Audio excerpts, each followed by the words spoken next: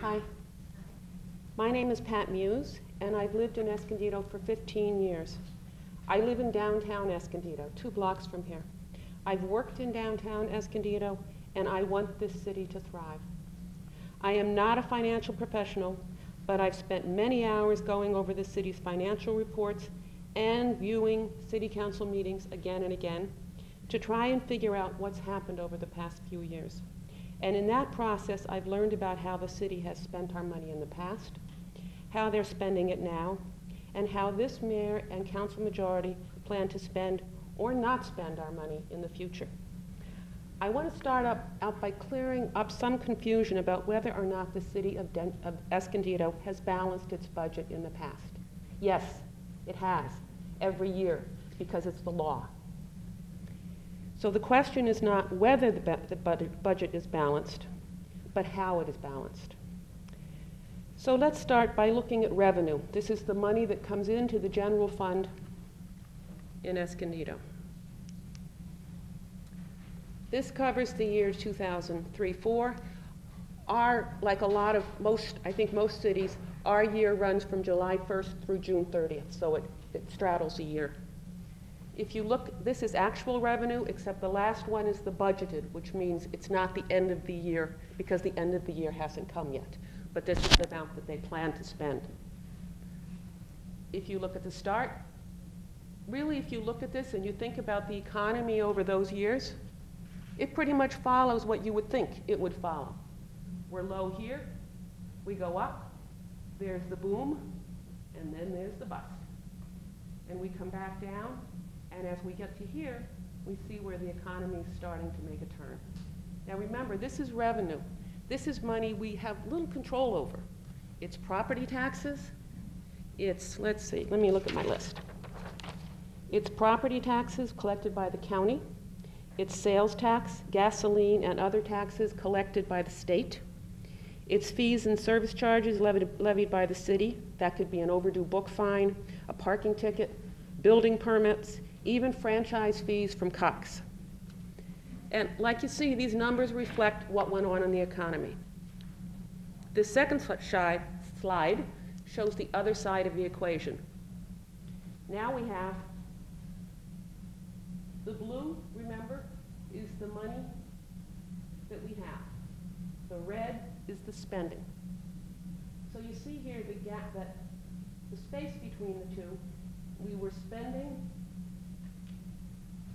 less, more, I always get this mixed up. This is the blue one is the line, is the money coming in, and the red one is the spending. So we had more money than we spent. We get to the peak again, and then we get that moment where the blue line crosses and is lower than our spending. And that's where the gap is, right here. And then you can see the money starts to go back up. And this is where we come to the balanced budget.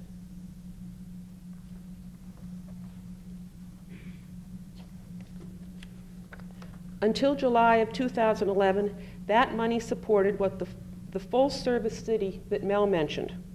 Our money was used to support the fire department, libraries, nonprofit groups, parks, police, recreation, roads, senior services, and the water sewer system, because they were all considered important to the quality of life in Escondido. How did the city balance the budget when the money coming in was less than the cost of providing those services? That gap in the middle. They used the reserves.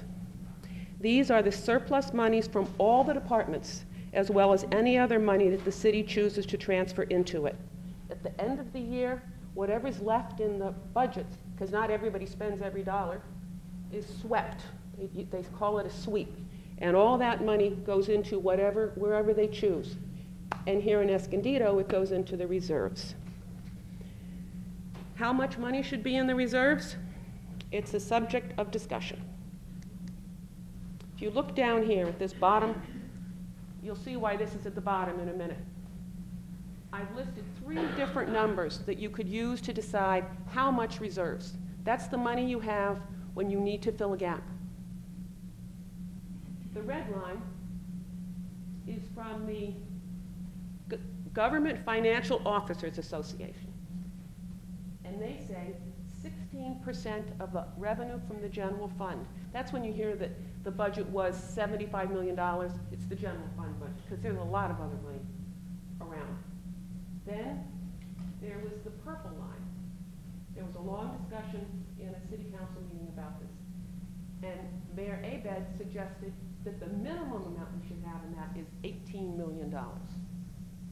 What the council decided upon was $15 million, because that was another way of doing it, where you look at what 2 months of operating for the year is, and that came out to around $15 million.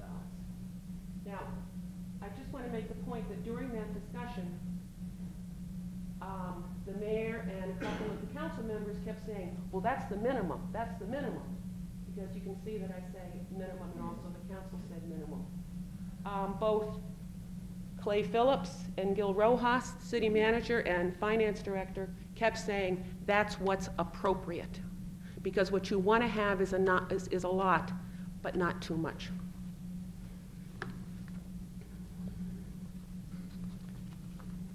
Now the next slide superimposes the green line, remember the minimum, on what our reserves actually are. And you can see this is the zero. So you get up to 15 million, and then you can see the climb, the decline, and now the climb again.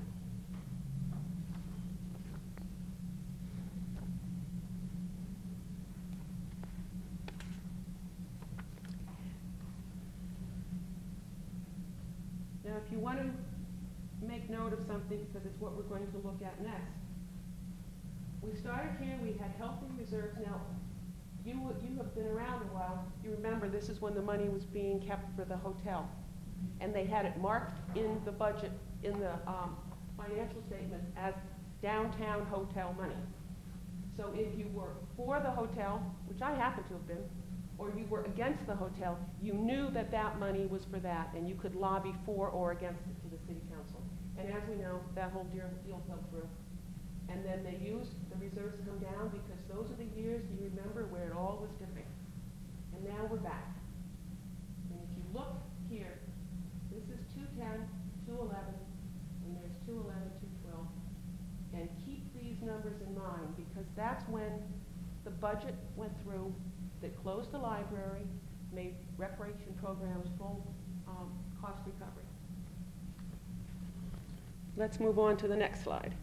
What this looks at is the last 3 years. We don't have 13 yet, because 13's not done.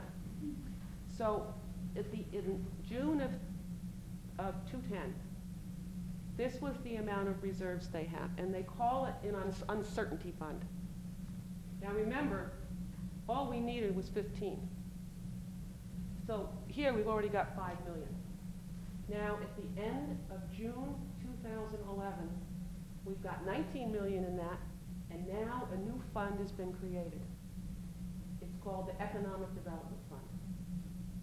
And so the decision was made when they did that sweep that we talked about, that's where the money went. So just keep that in mind.